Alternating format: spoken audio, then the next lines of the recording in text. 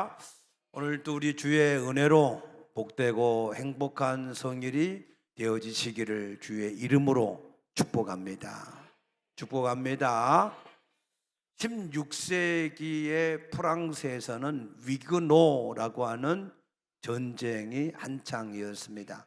위그노 전쟁이라고 하면 어떤 전쟁이냐면은 당시에 이 프랑스는 카톨릭의 이 종교가 주로 주류를 이루었는데, 이제 16세기에 칼뱅으로부터 시작되어진 종교 계획, 이 종교 계획이 프랑스에서도 영향력이 있어서 이제 개신교인들, 그러니까 프랑스 말로 위그로라고 하는 그러한 개신교인들이 많이 생기게 되어져서, 그래서 개신교인들도 자기들의 신앙을 지키려고 그러고, 기존 카톨릭도 자기들의 어떤 교권을 지키려고 하고, 그러다 보니 서로 마찰이 있어서 이런 종교 전쟁이 한창 오랫동안 지속이 되었습니다. 그때 당시에 국왕이었던 앙리 4세가 이 일을 어떻게 해결을 했는가 하면은 1958년 4월 13일 날, 아니 1598년에 1598년 죄송합니다. 1598년 4월 3일 날 낭트 칙령을 발표를 했어요. 낭트 칙령. 이 낭트 칙령은 무엇이냐 하면은 종교의 자유를 인정하겠다. 누구든지 자기 양심의 자유에 따라서 종교를 선택할 수가 있다. 그러므로 이 개신교인들도 언제든지 자기들 마음대로 예배를 하고 또 이 신앙의 자유를 가질 수 있게 한다라고 하는 것이고, 두 번째가 시민권을 보장하겠다. 당시에 카톨릭 이 신자들만 어떤 이 관직에 등용이 되어질 수 있고, 그리고 대학이나 병원 등을 사용할 수가 있고 공공시설을 이용할 수가 있었는데, 개신교인들도 그러한 것을 같이 똑같은 법적 이 자격을 얻게 하겠다라고 하는 것이고, 세 번째가 안전지대인 요새, 이 개신교인들이 자기들의 안전을 위해서 지킬 수 있는 그런 요새, 무장할 수 있는 그런 요새를 허락하겠다라고 하는 것이 낭트 칙령의 주요 요지였습니다. 이 칙령은 최초로 종교의 자유를 인정한 것이었고, 그래서 그로 말미암아서 이제 그 나라의 내전이 종식이 되어지고, 그로 인해서 프랑스가 유럽에서의 강국으로 이제 설 수 있는 그런 일들이 되어졌습니다. 그런데 그의 손자였던 루이 14세, 약 낭트 칙령이 반포가 된 87년 뒤에 이 전제 군주였던 루이 14세가 1685년 10월 달에 몽텐블로 칙령을 반포를 해서 낭트 이 칙령을 폐쇄를 해버린 겁니다. 그래서 루이 14세는 자기의 독재 권력을 유지하기 위해서 왕도 하나, 법도 하나, 종교도 하나이어야 된다라고 해서 이 개신교의 모든 이 사람들을 전부 다 카톨릭으로 개종을 해야 된다. 개신교 목사들은 15일 내에 카톨릭으로 개종을 하든지 안 그러면 프랑스를 떠나야 된다 라고 했고, 모든 개신교 교회를 다 헐어버리는 그러한 일들을 행했던 겁니다. 그런데 그 일로 인해서 사실 이 프랑스는 막대한 경제적인 손실을 얻게 돼요. 왜냐하면 그때 당시에 이런 금융이나 이런 금속이나 이런 과학 분야의 전문가들이었던 이 개신교인들이 주변에 있는 유럽, 독일, 영국, 네덜란드 이런 나라로 한 2, 30만 명이 다 떠나버렸어요. 그러니까 독일 같은 나라는 그러한 이 프랑스 전문가들을 받아들여 가지고 그래서 독일의 경제를 살리는 데에 굉장한 힘을 얻게 되어졌고 결국 어떻게 되었습니까? 1913년에 제1차 대전이 일어날 때 독일에 의해서 프랑스가 고통을 받는 이런 일들이 생겨나게 된 것이죠. 그 가운데 마리 듀랑이라고 하는 가족이 있었는데 이 마리 듀랑은 그러한 루이 14세의 그런 정책에 정면으로 반발을 해서 자기들의 개신교의 신앙을 계속해서 지키는 집안이 되었습니다. 그로 인해서 그 집안 자체가 멸문지화를 당하게 되어졌는데 그의 오빠였던 피에르 듀랑은 계속해서 개신교 예배를 드리다가 군인들에게 쫓겨서 참수를 당해서 사형을 당했고 그리고 그의 부모님은 감옥에 갇히게 되었고 이 마리 듀랑도 19살 때에 이 이단자들을 가두는 그런 감옥, 그 감옥이 콩스탕스라고 하는 감옥인데 그 감옥에 갇히게 되어서 살림 38년 동안이나 감옥 생활을 했습니다. 그런데 그 감옥은 너무나 더럽고 냄새가 많이 나고 춥고 불결한 그런 감옥이었습니다. 그 감옥에 있을 때에 하루에 2번씩 개종에 대한 유혹을 받았습니다. 왜냐하면 당시에 그 감옥을 간수하던 간수들이 사람들을 개종시키면 상금을 받기 때문에 상금을 얻기 위해서 하루에 2번씩 그 수감자들한테 개종할 것을 유혹을 했습니다. 그래서 그 유혹을 받을 때에 그냥 한 번만 눈 딱 감고 예스 그러면은 끝나는데 그 모든 수형 이게 수감 생활들을 끝나고 자유를 얻을 수가 있는데 그런데 이 마리는 끝까지 한 번도 거기에 굴하지 않고 자기의 믿음을 지켰다 그랬습니다. 가톨릭과 기독교의 구원이 다릅니다. 우리의 기독교 개신교의 신앙은 오직 예수 그리스도를 믿음으로 구원을 얻는 것이고 가톨릭은 예수도 믿고 마리아도 믿고 선한 행위도 해야 된다라고 하는 혼합 종교인 것입니다. 그렇기 때문에 전적인 구원의 도리가 다르기 때문에 그래서 우리가 이 개신교의 믿음의 신앙을 지키는 것이 중요합니다. 그래서 이 콩스탕스 감옥에서 마리는 38년 동안 살 때에 그 믿음을 어떻게 지켰느냐 그 마음판에 레지스탕스가 거기서 나왔어요. 그러니까 레지스테라고 하는 말이 이게 원본이면 거기 근본에서 레지스탕스라고 하는 말이 나왔고 영어로는 레지스테라고 하는 단어로 주로 반도체에서 저항하다라고 하는 개념으로 쓰이는데 레지스테는 이게 불어로서 이거를 저항한다라고 하는 뜻의 말입니다.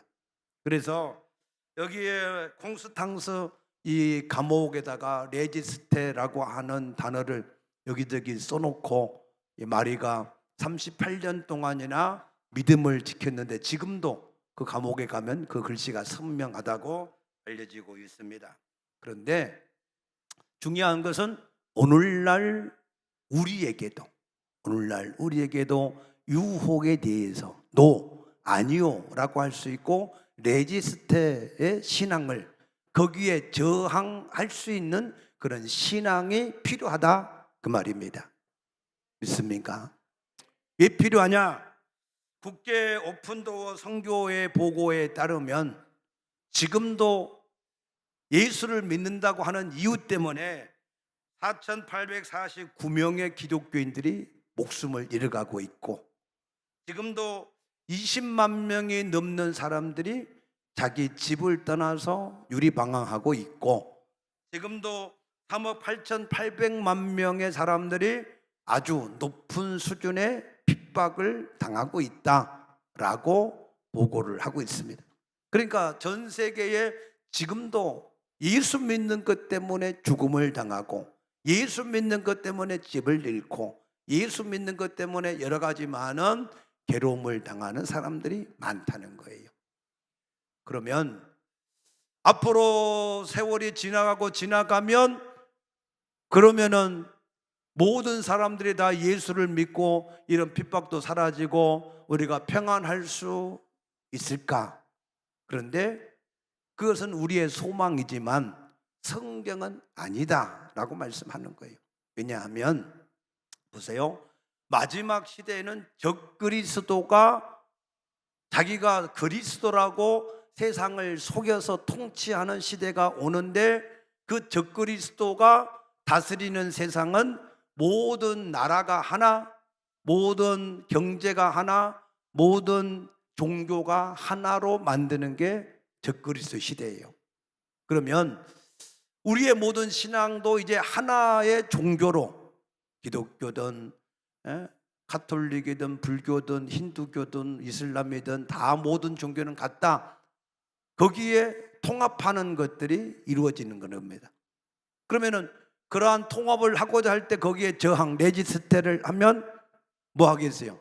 핍박을 할 수밖에 없어요. 그러므로 마지막 시대에는 점점점 우리의 믿음을 지키고 사명을 감당하기 어려운 그런 시대가 될 수밖에 없다 이 말입니다. 그러므로 우리가 이 마리 뒤앙처럼 우리도 바로 레지스테, 그러한 유혹에 대해서 저항할 수 있는 그러한 신앙을 우리가 갖지 않으면 우리가 믿음을 지켜낼 수가 없다라고 하는 것을 인지하고 우리가 신앙생활을 하셔야 됩니다. 그래서 우리가 스포츠 선수들이 지금 월드컵이 지금 열리고 있는데, 그 월드컵에서 우승을 하기 위해서 준비를 철저하게 하잖아요. 지난번에 어디야? 지난번에 우리 게임 진 데가 어디지? 남아공 해가지고 경기를 너무 형편하게 했다고 해서 욕먹고 그랬잖아요. 준비를 제대로 안 하니까 그런 결과를 얻고 욕을 먹잖아요. 우리도 지금 마지막 시대에 적그리스도가 지금 모든 것을 통치하고자 하는 그러한 시대에 우리의 신앙을 유혹받는 그러한 일에 대해서 우리가 뭐예요? 우리가 준비를 철저하게 지금부터 하지 않으면, 하나님의 말씀이 우리 마음판에 목과 같이 박혀있지 않으면 우리가 그것을 이겨낼 수가 없다 그 말입니다. 준비하고 살아야 된다 그 말이에요. 지금 한가하게 나태하게 그냥 세상의 육체를 따라서 살아가는 그런 시대가 아니다 그 말이에요. 그래서 요한복음 15장 18절에서 20절 말씀 보게 되면은 예수님이 세상에 너희를 미워할 것이다 그랬어요. 세상이 너희를 미워한다. 왜 미워하죠? 너희가 세상에게 속하지 않았기 때문에 너희를 세상에 미워한다는 거예요. 믿습니까?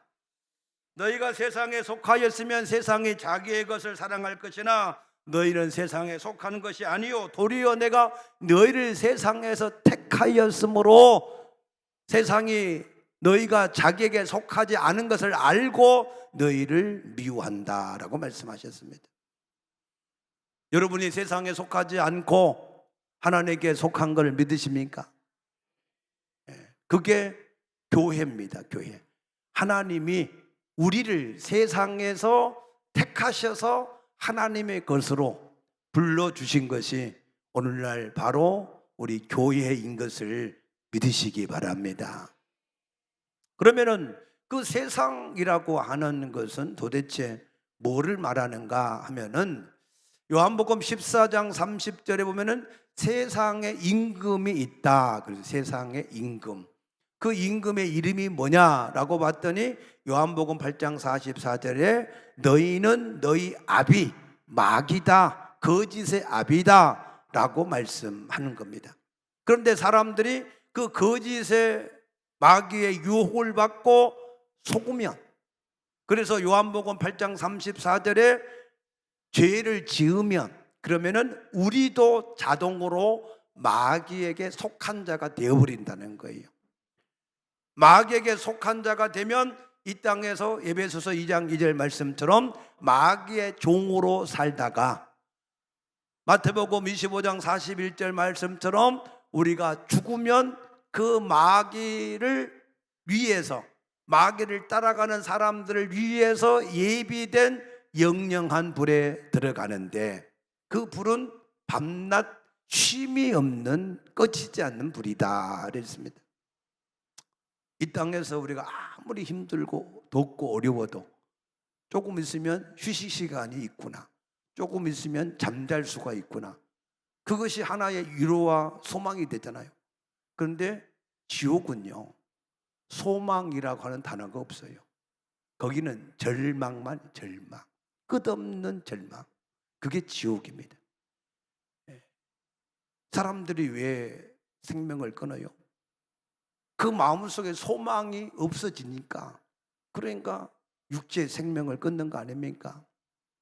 그러나 사실은 그건 몰라서 그런 것이지 더 큰 절망이 그 앞에 있는 것이죠.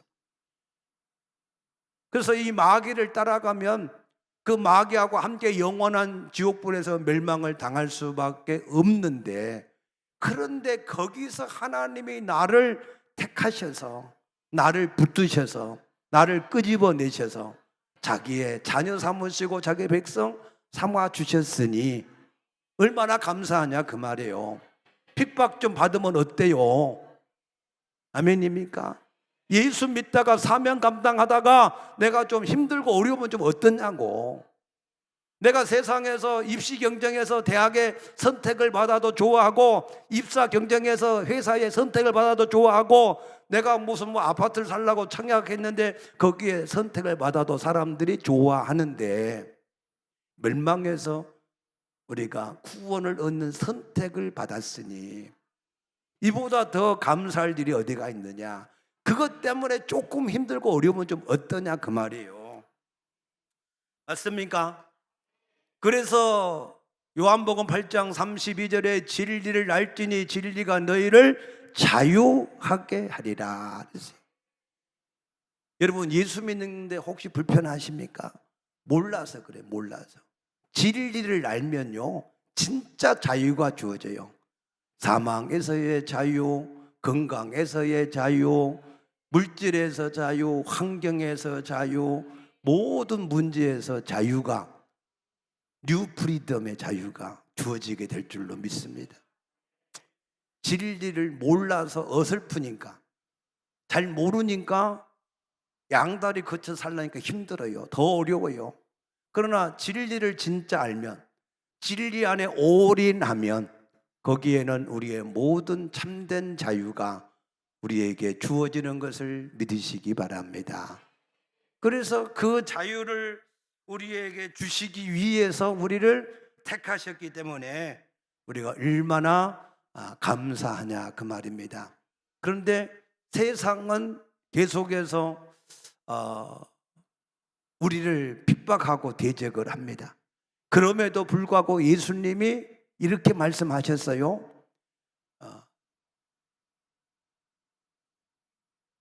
아무리 종이 강해도 종은 주인보다 더 강할 수가 없다. 믿습니까? 그러면은 이 세상의 진짜 주인이 누구라고 그러셨어요? 디모데전서 6장 15절 보니까 하나님은 복되시고 유일한 주권자이시며, 유일한 주권자이시며 만왕의 왕이시고 만주의 주인이시다 그랬어요. 믿습니까? 오직 오직 유일한 주인, 키리오스, 유일한 주인은 오직 예수밖에 없다는 거예요. 아무리 종이 마귀가 아무리 설쳐도 주인보다 더 클 수가 없다는 거예요. 주인을 이길 수 없다는 거예요. 믿으시기 바랍니다. 그래서 우리가 세상을 이길 수 있다는 거예요, 없다는 거예요? 이길 수 있다는 거예요. 세상이 어떻게 우리를 대적한다 할지라도 세상을 이기신 주님이 내 안에 계시기 때문에 우리도 세상을 이길 수 있다고 하신 것을 믿으시기 바랍니다. 그래서 요한복음 16장 33절에 세상에서 너희가 핍박을 받으나 담대하라, 내가 세상을 이기었노라 그러셨어요. 세상을 이기신 주님이 내 안에 들어와서 계심으로 나도 세상을 이기게 될 줄로 믿으시기 바랍니다. 그러면은 어떻게 세상을 이길 수 있느냐? 오늘 그 내용이 본문의 말씀입니다. 블레셋과 이스라엘은 항상 계속해서 전쟁을 하고 있고 지금도 하고 있어요. 지금도. 그래서 사무엘상 14장 6절에 보면은 이 믹마스라고 하는 곳에서 블레셋과 이스라엘의 전쟁을 했습니다. 이 믹마스라고 하는 곳에서 전쟁을 할 때 블레셋 사람들은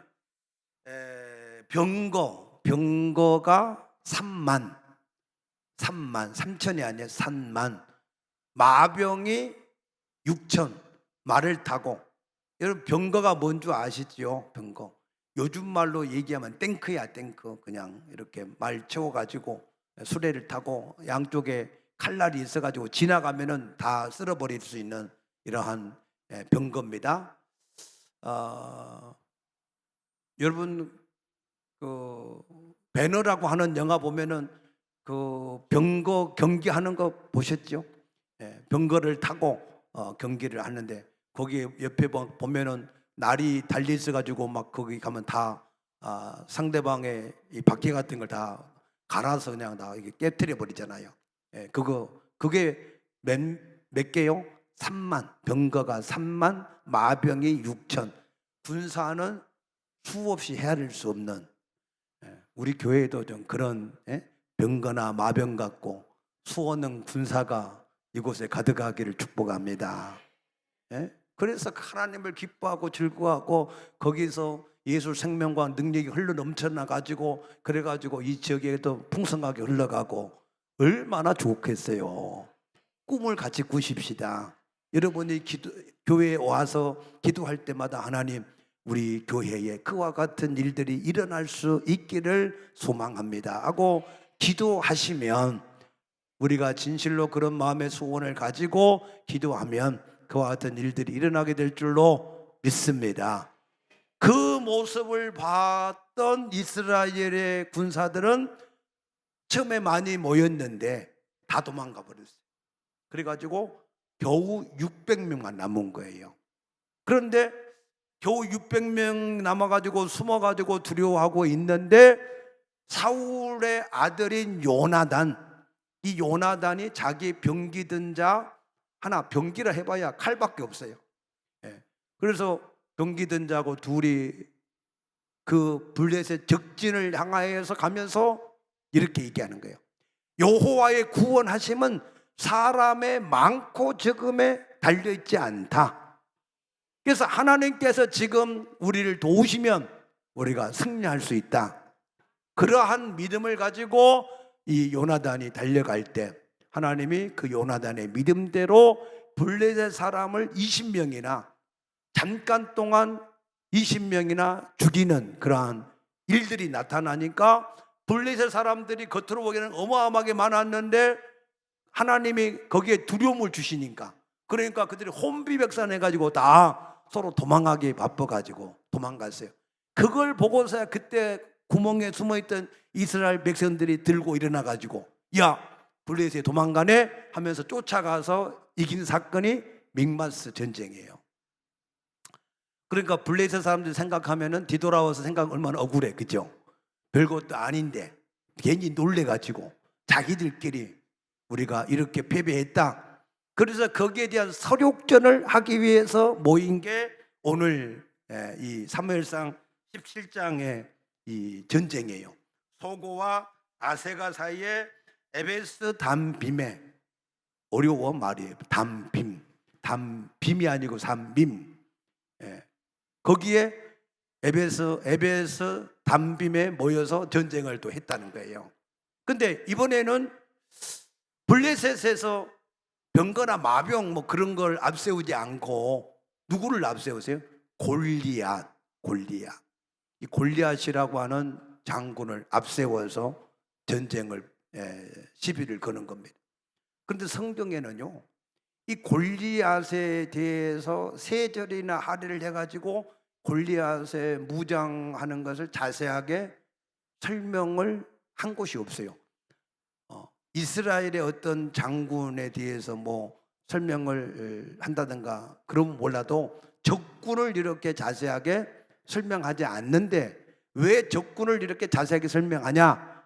이 골리앗에 비해서 골리앗과 싸우는 다윗은 너무 형편이 없다, 비교를 하라고 지금 설명을 하는 거예요. 그 골리앗의 키가 얼마라고요?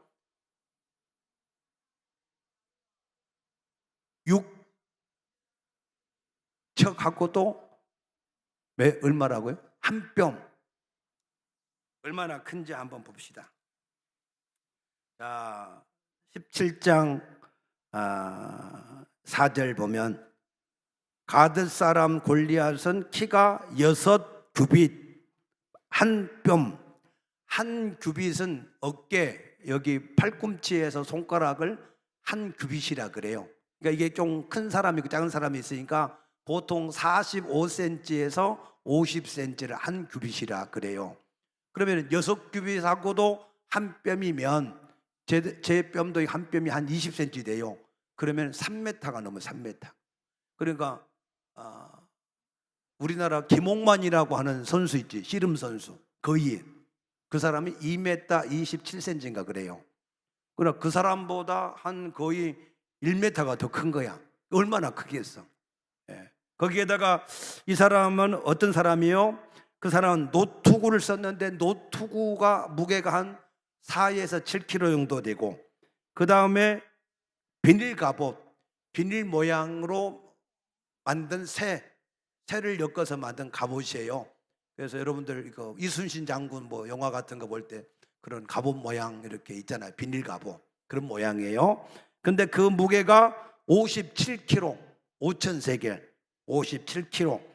그 다음에 다리에는 놋 각반, 이게 이 정강이를 보호하려고 각반을 차고, 어깨에는 단창을 메고, 창날이 철 600세겔, 약 7kg 돼요.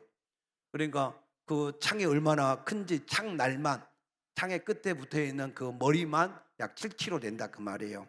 그리고 방패든자가 있는데 토탈 합치면은 이 사람은 한 거의 80에서 100kg 정도야. 100kg. 거구이기도 하지만 여러분 100kg 짊어지고 움직일 수 있어요? 그러니까 이 사람은 별로 이렇게 활동성이 없어요. 그래서 여기에 지금 41절에 보면은 블레셋 사람이 방패든 사람을 앞세우고 다윗에게로 점점 가까이 나가. 빨리라고 하는 말이 없어. 느릿느릿 점점, 이게 로봇같이 뭐 그 정도.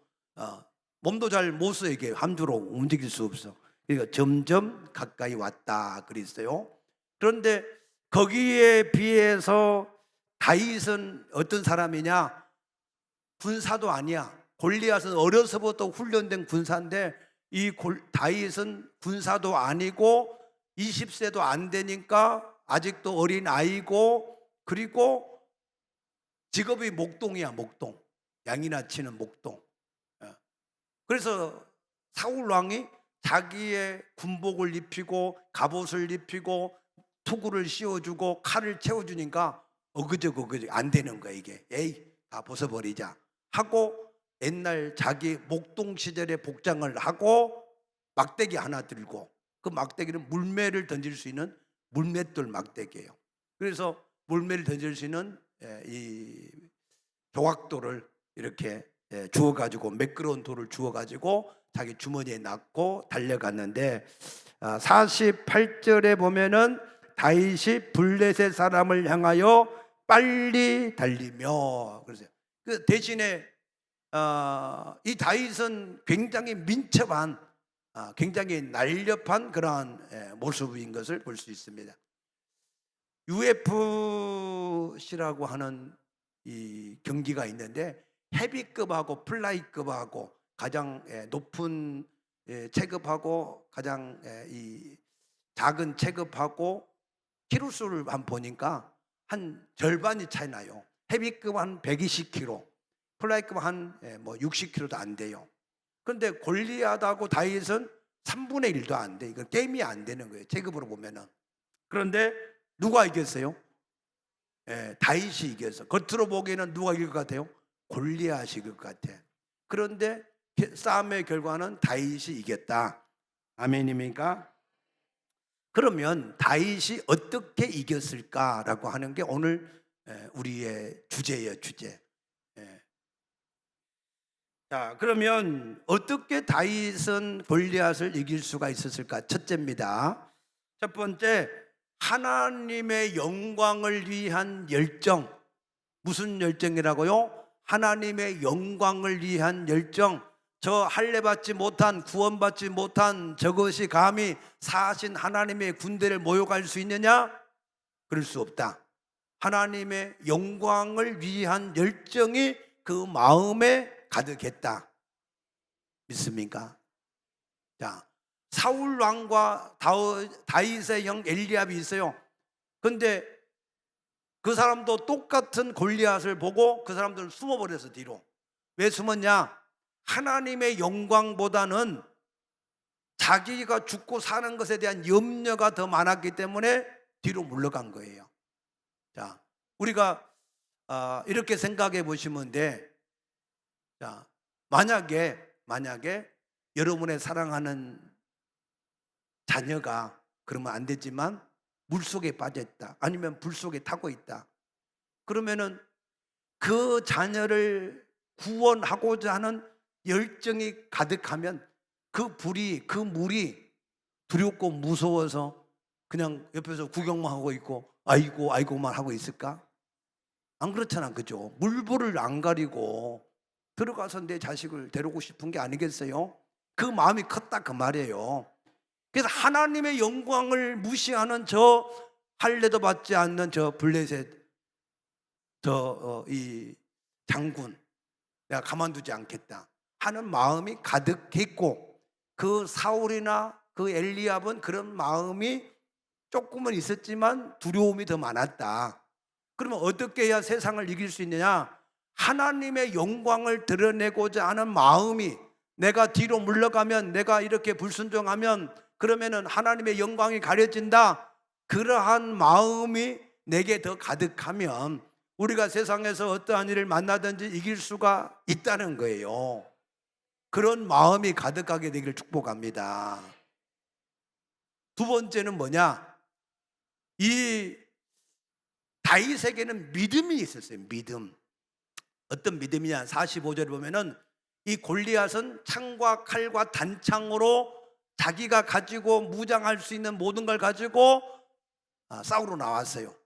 근데 거기에 비해서 다윗은 자기를 가지고 간 게 아니고 만군의 여호와의 이름을 가지고 나갔다 그랬어요. 믿습니까?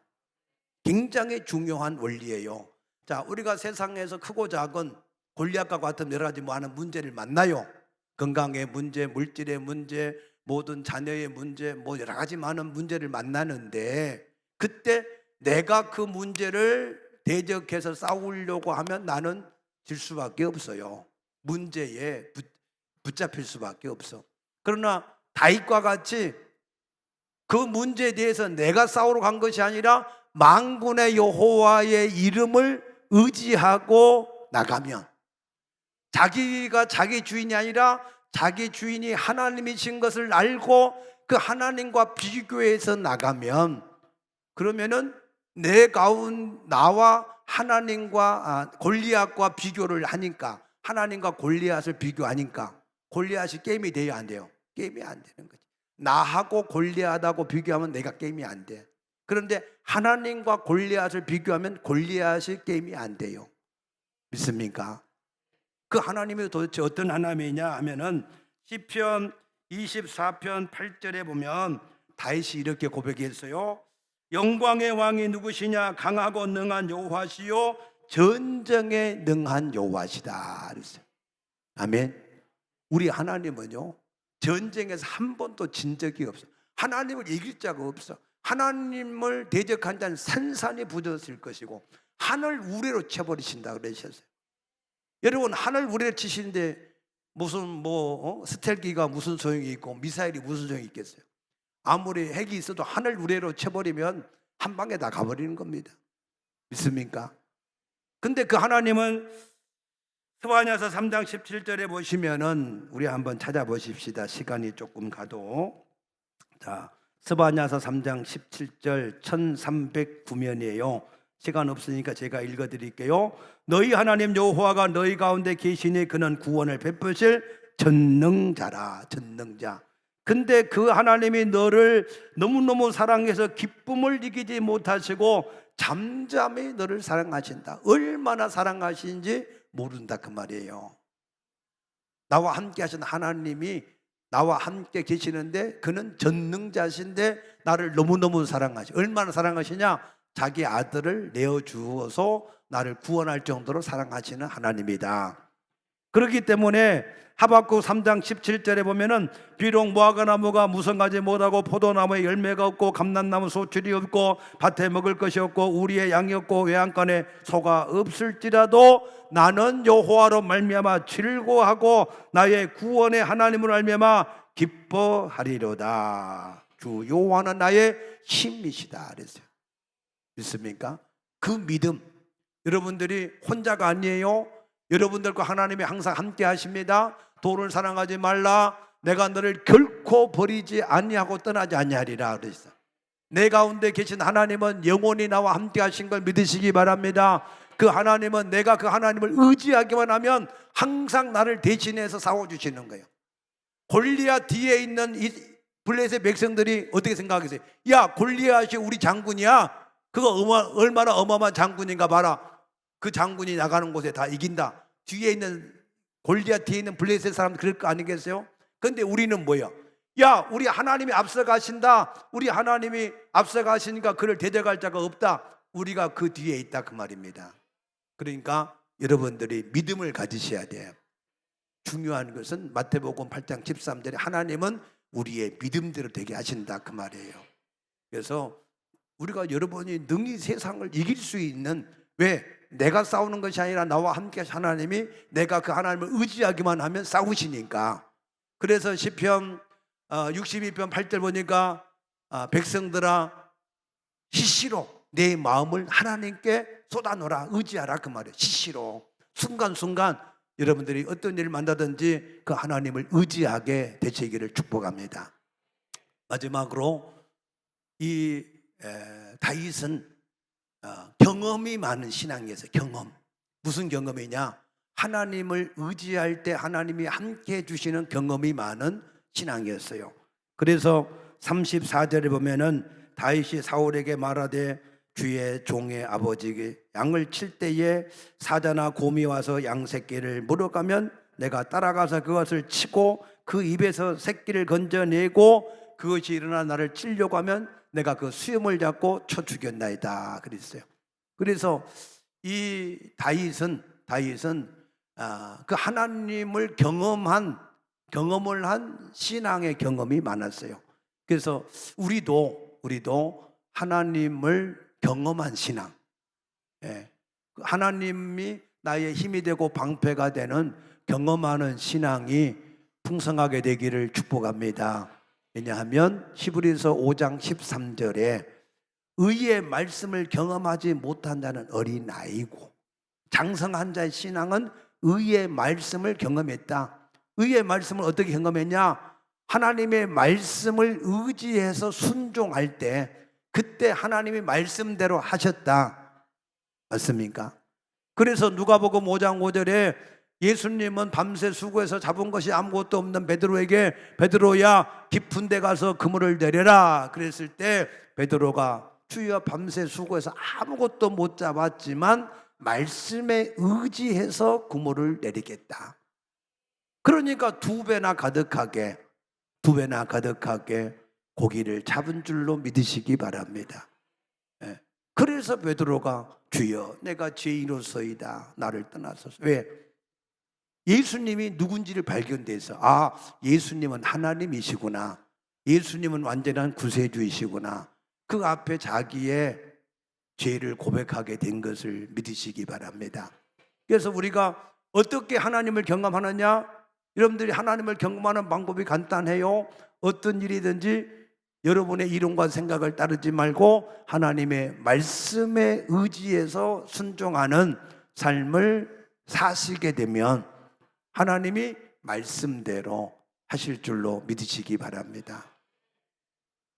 열왕기하 4장에 보면은 한 선지생도 아내가 있었는데 남편은 죽고 빚만 남았어요. 그래서 이걸 어떻게 할 것인가? 엘리사한테 찾아가니까 동네 가서 빈 그릇을 많이 빌려라. 그리고 내 집에 있는 기름 한 병을 거기다가 부어라 그랬어요. 근데 부을 때 창문을 닫고 부어라. 창문. 남들이 옛날에는 집이 다 이렇게 이제 문 열어놓고 그럼 지나가면은 안에서 뭐 하는지 보여요, 안 보여? 다 보이잖아. 옛날에는 동네에. 여러분 아파트만 살아서 몰랐지. 그러니까 이 지나간 사람이 야 지금 뭐 하냐? 기름 붓는데 그래? 근데 무슨 빈 그릇이 이렇게 많냐? 기름병은 하나밖에 없는데. 괜히 그 쓸데없는 말 들으면은 믿음이 약해질까 봐서. 그래서 창문을 닫고 여러분들이 마음의 믿음을 지킬 수 있게 되기를 축복합니다.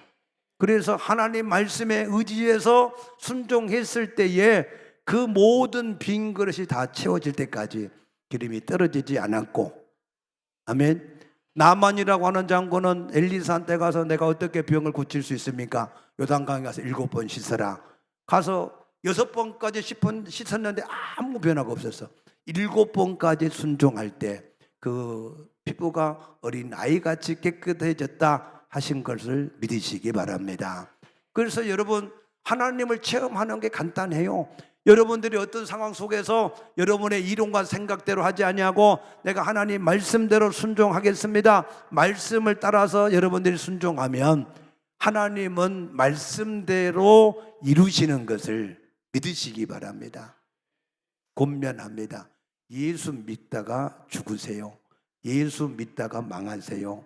예수 믿다가 실패하세요. 여러분이 정말로 나는 예수 믿다가 사명을 감당하다가 나는 죽고 망하고 나는 실패하겠다, 그러면은 절대 안 죽고 실패 안 해요. 믿습니까? 마태복음 16장 25절에 죽고자 하는 자는 살 것이고 살고자 하는 자는 죽을 것이다 그랬어요.